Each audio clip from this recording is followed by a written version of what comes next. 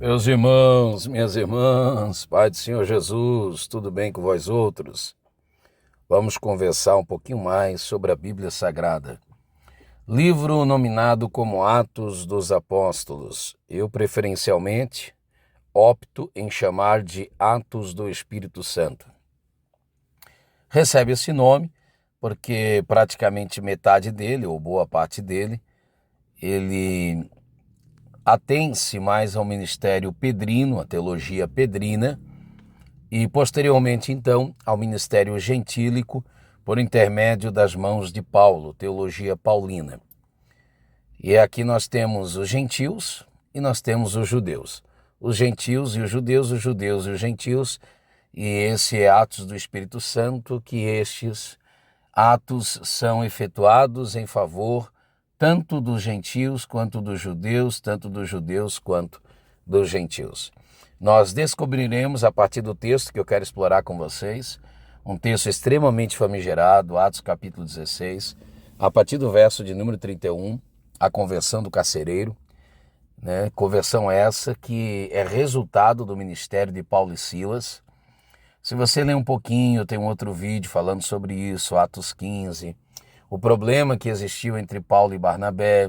Satanás pensou em colocar, né, um término, um fim na obra missionária, mas Deus o Senhor, por sua graça e misericórdia, ao invés de termos uma comissão missionária, apenas Paulo e Barnabé, você tem Barnabé e João Marcos, você tem Paulo e Silas.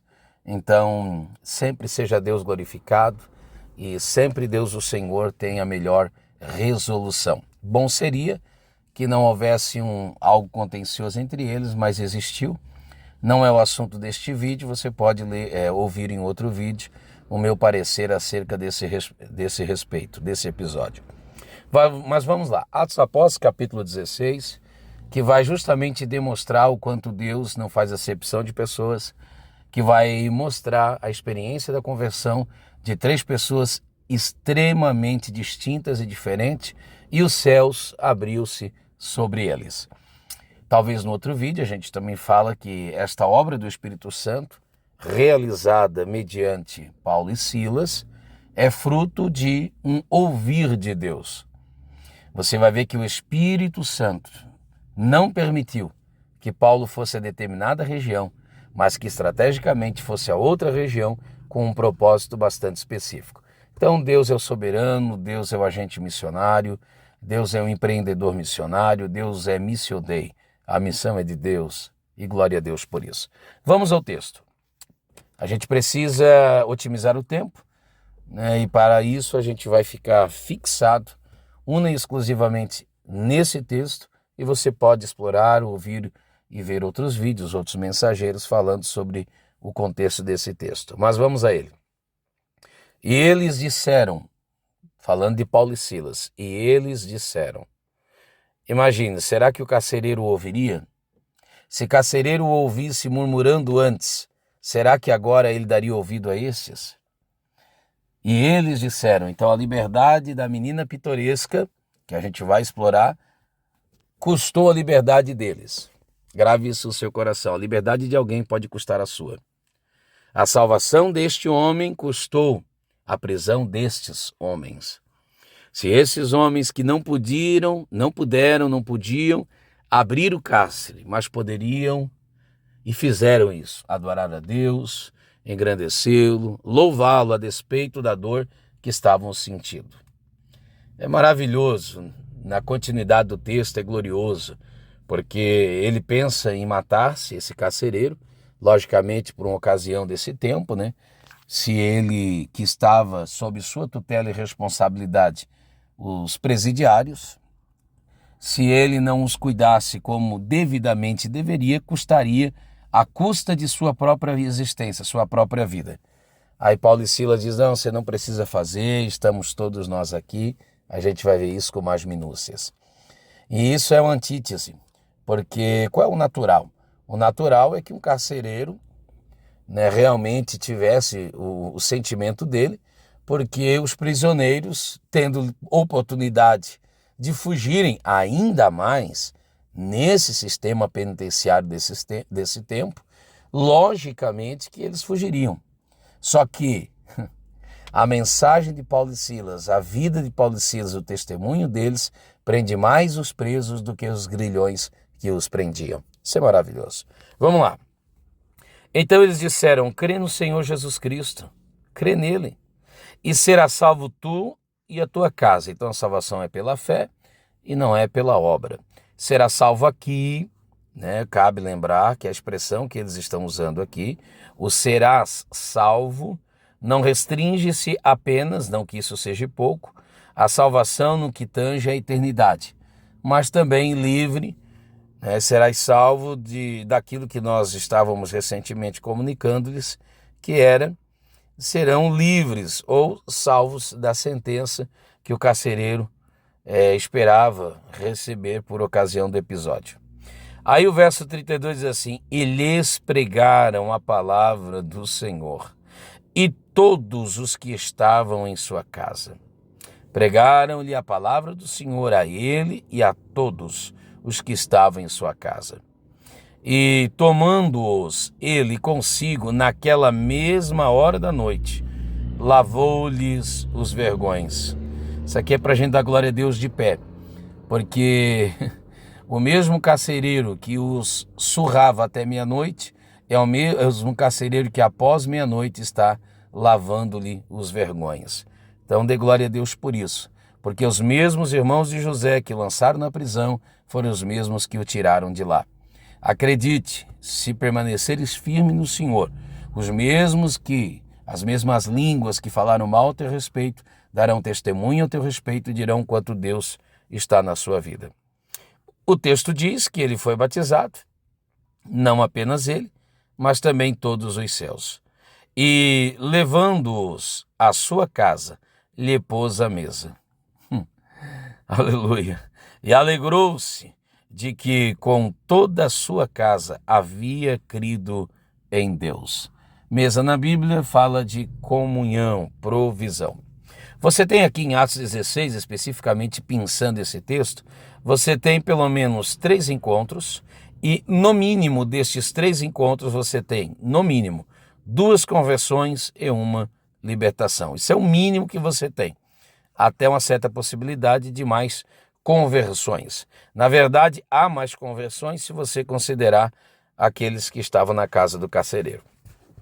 Quais são esses encontros? Você tem aqui a vendedora de púrpura, a saber, a irmã Lídia, que a gente vai explorar um pouquinho mais. Você tem aqui a escrava, uma mulher sem nome, e você tem aqui o carcereiro. Vejamos a partir de então as diferenças que há entre eles. Então, pessoas diferentes, em condições diferentes, de etnias diferentes, a gente vai explorar melhor isso, precisam de um mesmo Salvador e podem ser alcançados por uma mesma mensagem. Esse é o objetivo. Primeiro, as diferenças sociais que haviam entre eles, entre a vendedora de púrpura, entre a escrava e entre o carcereiro. Lídia, ela provinha da alta sociedade, bem conceituada, uma mulher inteligente, ela tem nome e ela tem título, uma mulher bem resolvida na vida. Ela pode estar classificada na categoria de uma mulher rica. O carcereiro, por sua vez, ele pertence a uma classe média. Observe, aquela mulher, a Lídia, era rica, mas ele é pertencente a uma classe média. Essa classe média ela era formada mormente, né, por empregados estatais de Roma que eram bem remunerados. Então esse carcereiro, ele não tem nome, mas ele tem um título. Conseguiu entender a diferença? Aquela mulher, ela tem nome, Lídia, e tem título. Ela é uma mulher de negócios. Esse homem não tem nome, mas ele tem título. Tanto uma pessoa, a Lídia, né, quanto o outro carcereiro precisam de Jesus. Então, famosos e anônimos precisam de Jesus. Por sua vez, você tem uma terceira personagem, que é a escrava. Se esta é do mais alto escalão, aqui, da mais alta cúpula da sociedade, essa aqui é da mais baixa. Porque essa aqui, ela estava louca, isso é fora de si. O mundo antigo tinha ideias muito estranhas a respeito dos doentes mentais. E, além de tudo, essa loucura era proveniente de uma obra de Satanás. Então, enquanto Lídia tem nome e título, enquanto o carcereiro tem título, mas não tem nome, esta moça ela não tem título e ela não tem nome. Portanto, com essas três personagens, se completa a gama da sociedade. Isso é, ricos, ok? Classe, como a gente chama de classe média, os medianeiros, e você tem os pobres. Neste caso, ela não é apenas uma mulher pobre, ela é miserável. E esta mulher, a Lídia, né, representada aqui a classe dos ricos, ela é uma mulher que tem uma vida bem resolvida, ela não pertence a ninguém, na verdade ela é possuidora, ela é dona de seu próprio negócio. Já este moço de classe média, o carcereiro, ele tem uma boa profissão e ele tem um bom emprego e, como consequência disso, uma boa remuneração. E essa moça ela não tem nem a própria vida. Ela não tem nem mesmo a sanidade mental, ela não tem oportunidade nenhuma. Pode-se dizer que ela é um caso perdido da sociedade, ok? Em segundo lugar, você tem não apenas diferentes classes sociais, como você tem aqui também diferentes conversões. Por quê? Porque a Lídia, ela se converte numa reunião de oração num lugar sereno. A Lídia se converte ao Senhor sem fazer nenhum tipo de barulho, numa reunião de oração num lugar extremamente calmo, sereno. Tanto verdade é que esse ambiente era propício para pessoas de situações financeiras bem resolvidas. A gente não pode politizar, a gente não pode fazer acepção de pessoas, e fazer acepção de pessoas não é apenas ignorar os desvalidos. Fazer acepção de pessoas é achar que alguém, por ser bem resolvido na sociedade, como o caso da Lídia, por ser uma pessoa rica, como é o caso da Lídia, essa mulher não precisa de salvação. Nós vimos nos dias atuais, janela 10/40, por exemplo, nós vimos nos dias atuais todos aqueles que trabalham, né, envoltos na obra missionária, que a Europa, por exemplo, os Estados Unidos, por exemplo, são países considerados já pós-cristãos e também precisam ser evangelizados.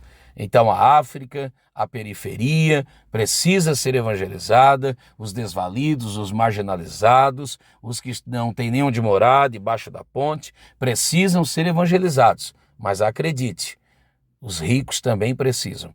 Eles podem ser abastados financeiramente, mas espiritualmente, se não tem Cristo, são sedentos, são pobres, nus, como diz o Apocalipse, desgraçadamente miseráveis e precisam-se de um Salvador, a saber, Jesus de Nazaré, que morreu por pobres, morreu por classe média e também morreu pelos ricos. Ao contrário da Lídia, que se converte numa reunião de oração, calma e serena, à beira de um poço, essa moça, imagine, essa moça, deixando de ser um instrumento de exploração, num lugar público, nada sereno, com todo o montim que ali acontece, com o exorcismo, enfim, com tudo que o cerca, com prisão de Paulo e Silas por causa da liberdade dessa, por tristeza, agonia, né, por causa daqueles que a oprimiam, é um rebuliço total. E o carcereiro, então, não precisa nem falar, né, gente? O barulho que houve ali, um cárcere que tremeu. Então há pessoas que só convertem-se a Cristo após um terremoto, após um abalo sísmico, que foi o caso do carcereiro. Há outros que basta uma reunião de oração, uma palavra liberada, basta apenas ouvir uma vez uma mensagem, ou algumas vezes a mensagem, mas não precisa-se necessariamente de algo estratosférico, como foi o caso dessa menina e como foi o caso deste homem. Convertem-se a Cristo. Então, cada um de nós vamos a Cristo por viés, por vias diferentes. O importante é que nós nos chegamos a Ele. Não importa se sereno ou calmo, não importa se um lugar privado ou no público, não importa nem que seja por intermédio de um tremor de terra. O importante é que essas almas sejam alcançadas para Cristo Jesus. Terceiro lugar, você tem aqui também uma olha bem, não apenas multirracial, mas você tem uma diferença multicultural. Por quê? Porque a Lídia, ela é asiática e ela é da cidade de Tiatira. A Lídia, ela mora numa cidade onde existiam, por exemplo, já nesse tempo, o que chamaríamos hoje de faculdades, o que chamaríamos hoje de colégios intensivos, como um tempo integral. Ela realmente é oriunda de uma cidade onde os recursos, não apenas financeiros, mas culturais, lhe eram disponíveis. Já essa moça, ela não é asiática, ela é grega. Politicamente falando, ela é romana. Geograficamente falando, ela ainda é grega. Então, olha, ela é uma moça realmente que está numa situação da condição das mais deploráveis. Já o carcereiro, ele é romano.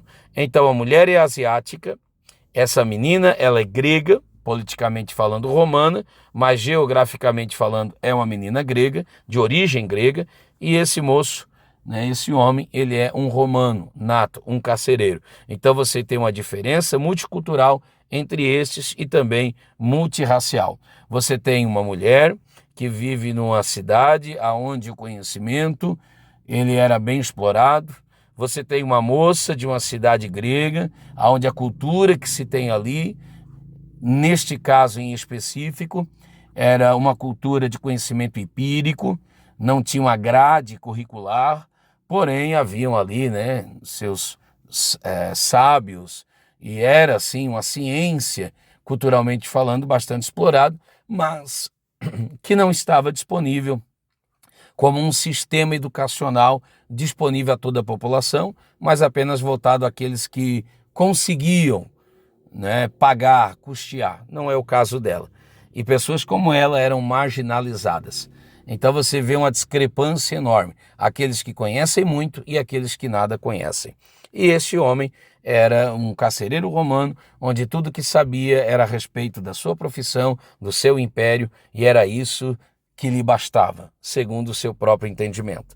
Você tem aqui também uma diferença multissocial.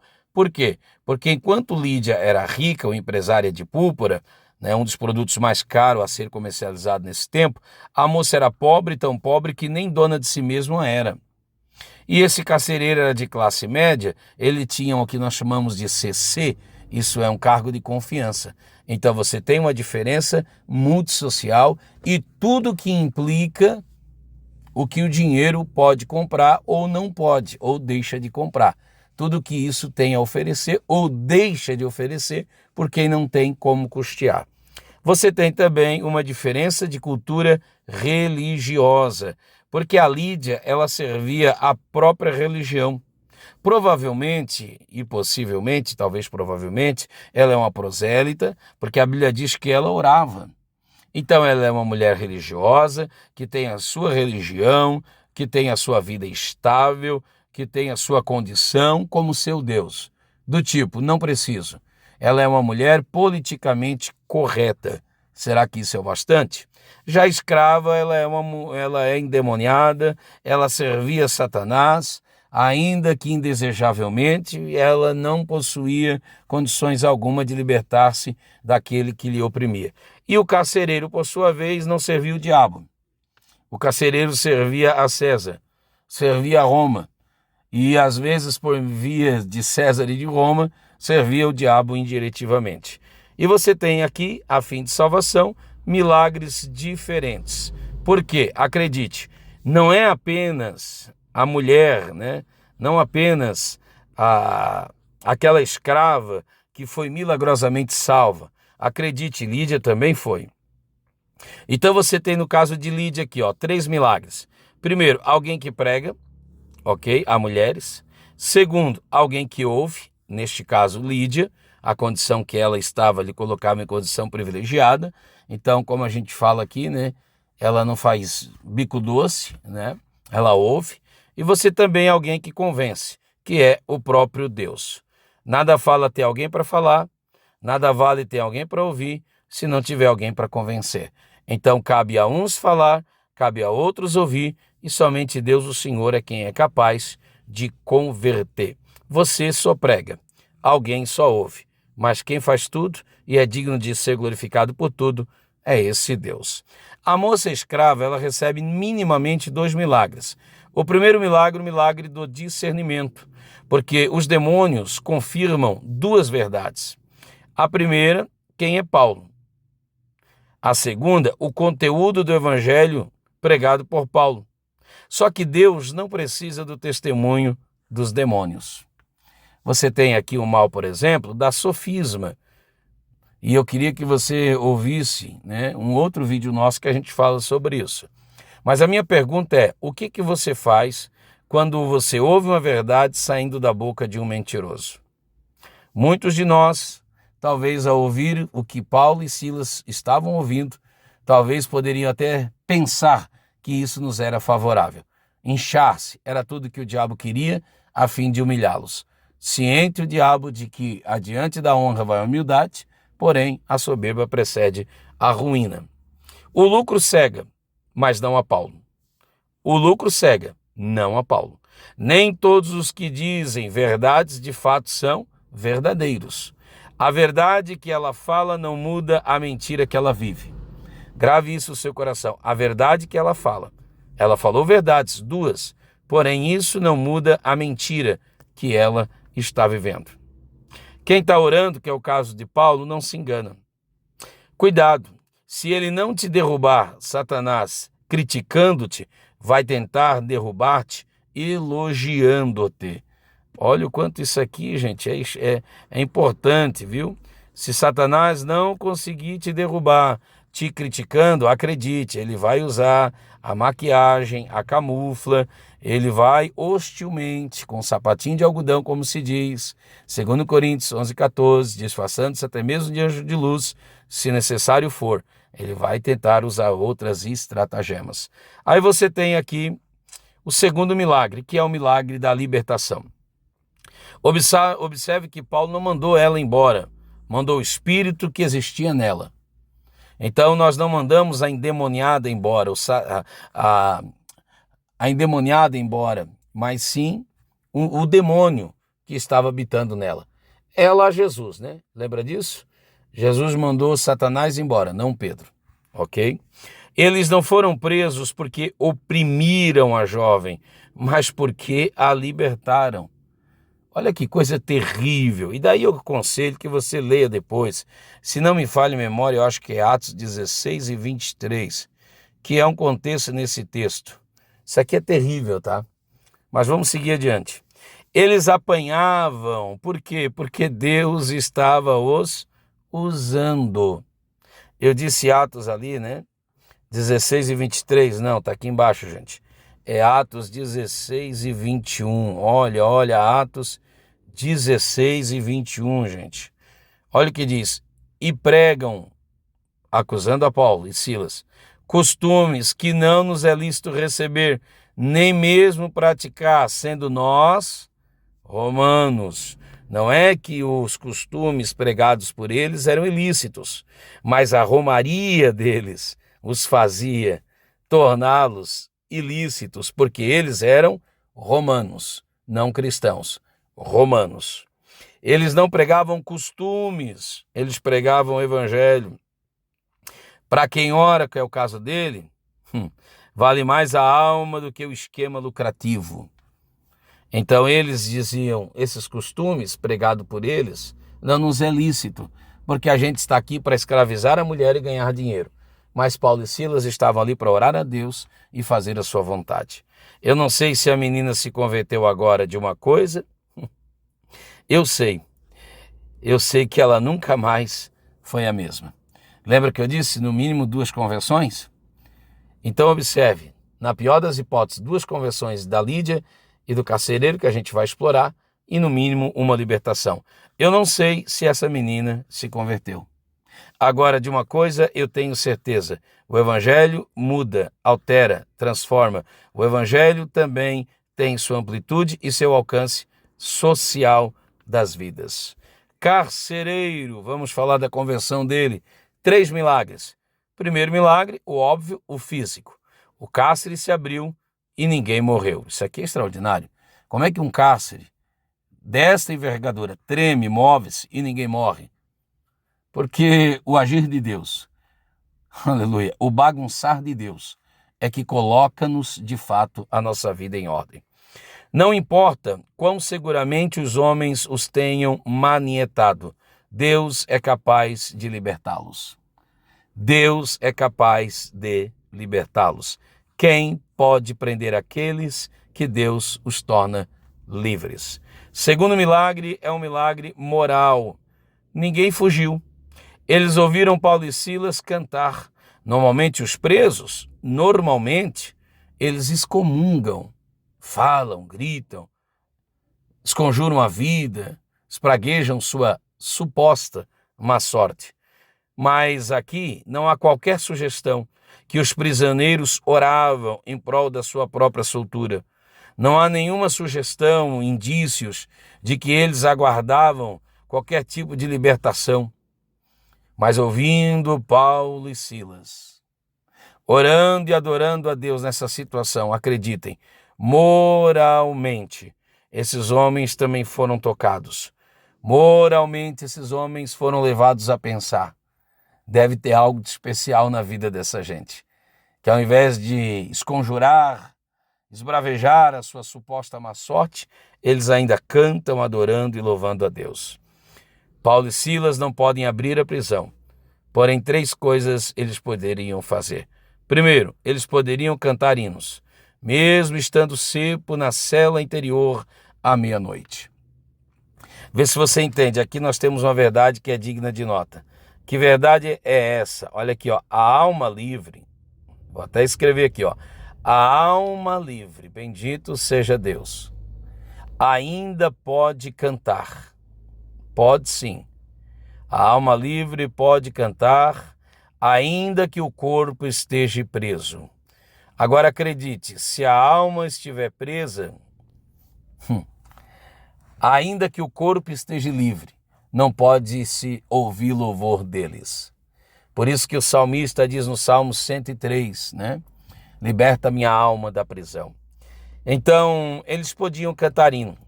Eles oravam e cantavam, oração primeiro. A resposta veio quando? Antes da meia-noite. Com Jesus a liberdade até na prisão e a luz até na meia-noite. Você sabe que meia-noite, segundo a concepção que se diz, é dito pelos astrólogos que é a hora mais turva, mais escura da noite. Ao invés de amaldiçoar os homens, eles louvaram a Deus. Segundo, eles não puderam, é verdade, abrir o cárcere, mas abriram a porta da salvação ao carcereiro. O carcereiro que tinha fechado a porta da prisão, a eles.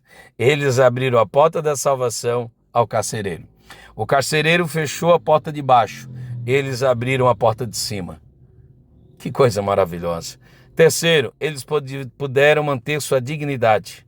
Exigir os seus direitos como cidadão romano.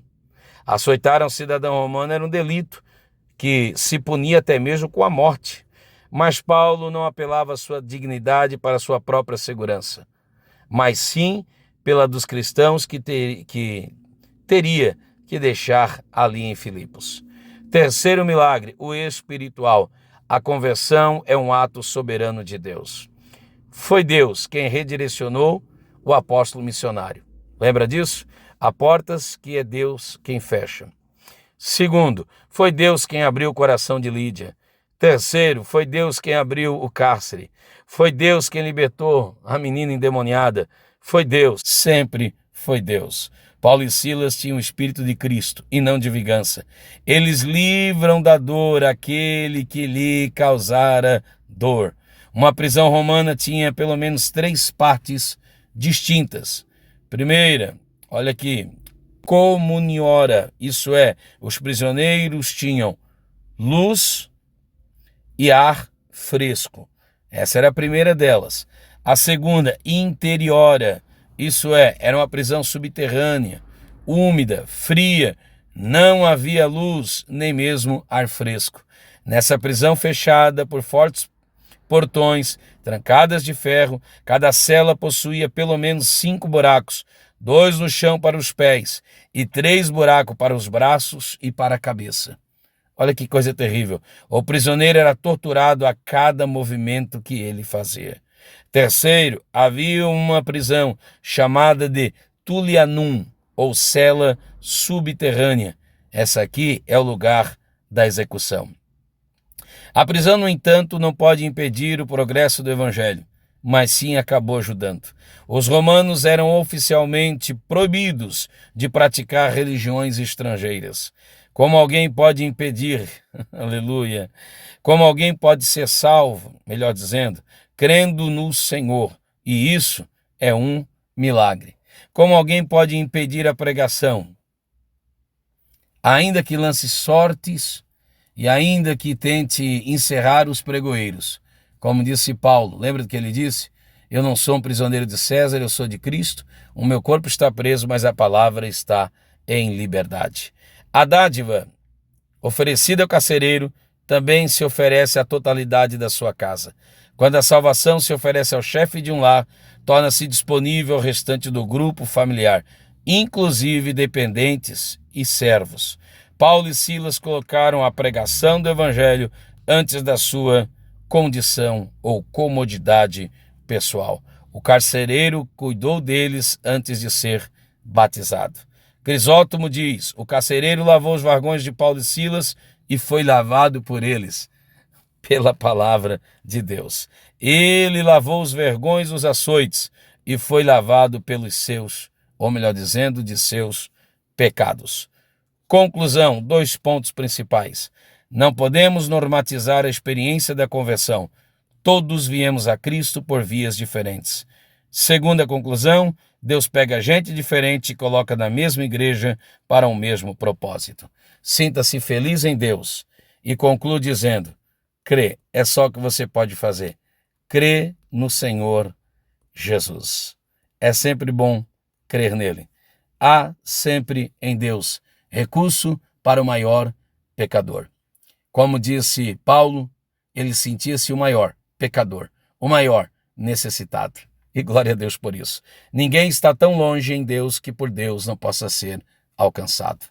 Ninguém está tão distante que não possa ser aproximado. Ninguém está tão perdido que não possa ser encontrado. Deus tem salvação para ti.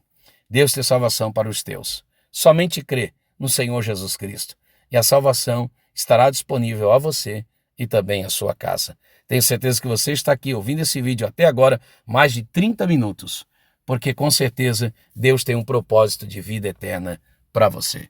Deus te abençoe no nome precioso de Jesus.